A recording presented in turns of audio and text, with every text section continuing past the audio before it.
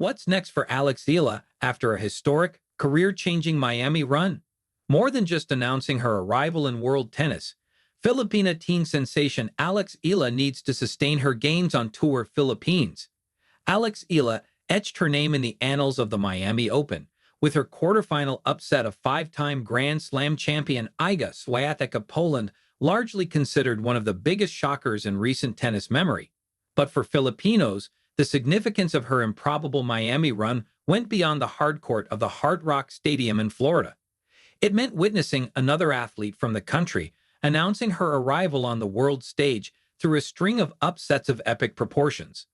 The feat made the 19-year-old Filipina just the third wild card in tournament history to reach the semifinals, something only Justine Henin of Belgium and Victoria Azarenka of Belarus have achieved.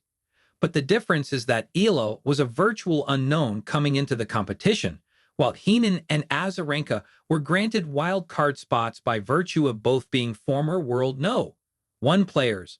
With Eala's expected surge in the world rankings, there will also be a change at the top of the Southeast Asian totem pole. Eala was overtaken in recent months by Mananchaya Sawangku of Thailand as the highest-ranked Southeast Asian in the world. But the Filipina will officially leapfrog past the Thai world No.110 by Monday, March 31. The projected rise to world No.75 from 140 also guarantees Eala a berth in the main draw of the 2025 French Open starting May 25. This will be a huge boost for Eala, who missed out on the Grand Slams in 2024 after falling in the last round of the qualifiers for the French Open, Wimbledon, and the U.S. Open. The next few months will be critical in the development of the lefty Eala, a 2022 U.S. Open Girls champion, which has been fast-tracked after her deep run in Miami. She most likely will no longer be playing in the lower-level ITF events, and the next big tournament on the horizon is the WTA 1000 Madrid Open. Chances are high that she will have a place in the main draw, whether it is from her new career-high ranking or from a wild-card invitation. Eala was a wild card in the 2024 Madrid Open, and she ended up winning her opening round match against then-world No.41 Iga Swiatek of Ukraine. Before the Miami Open, Swiatek was the highest-ranked player Eala had beaten. At that time, the second round of the Madrid Open was also the farthest Eala had gone in a WTA event.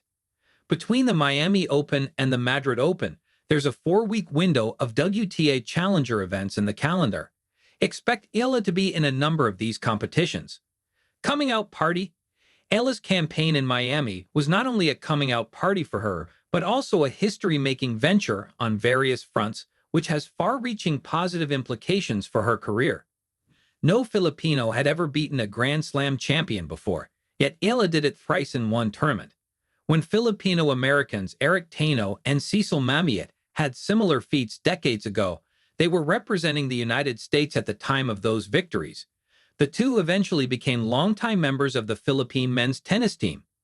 Taino defeated former French Open champion Michael Chang in the first round of the 2003 ATP RCA Championships in Indianapolis, while Mamiet made the finals of the 1999 ATP Sybase Open by beating Chang in the semifinals and Andre Agassi in the second round, disqualified in the second set for swearing at the umpire.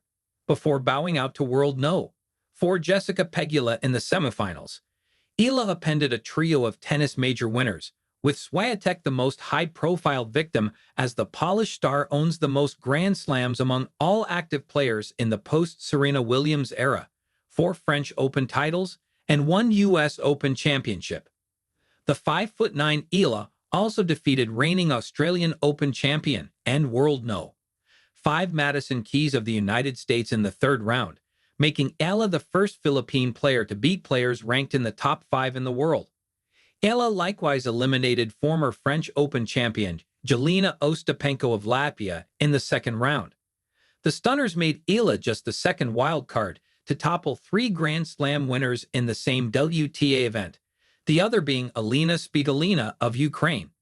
Her semifinal finish in the Miami Open, a tournament just a notch below the Grand Slams, is the farthest that a Filipino, male or female, has reached in the WTA or ATP. Eala's climb to No.75 will also be the highest ranking in the modern era attained by a Filipino. Mamiet had at a career-high ranking of 72 after reaching the second round of the Australian Open and the U.S. Open in 1999, but that was 5 years before he changed federations and became part of the Philippine team. Eala's magical campaign was also reminiscent of the time when a still relatively little-known Manny Pacquiao stopped in the 11th round Marco Antonio Barrera, the dreaded baby-faced assassin from Mexico, and then the Ring Magazine No. 3 pound-for-pound boxer in the world. During their 2003 People's Featherweight title bout in 2003 at the Alamodome in San Antonio. It was similar, too, to the Filipinas football team scoring a 1-0 stunner over home team New Zealand in Auckland to prove they were not in the 2023 FIFA Women's World Cup as a token entry. As the nation celebrates Eala's success in the Miami Open, it's also clear for the teen sensation that she needs to sustain her gains by continuing to do well on the tour so she could accumulate more points and ascend further in the world rankings. Though she scored a huge achievement, Eala knows it's just a small step in her promising career journey.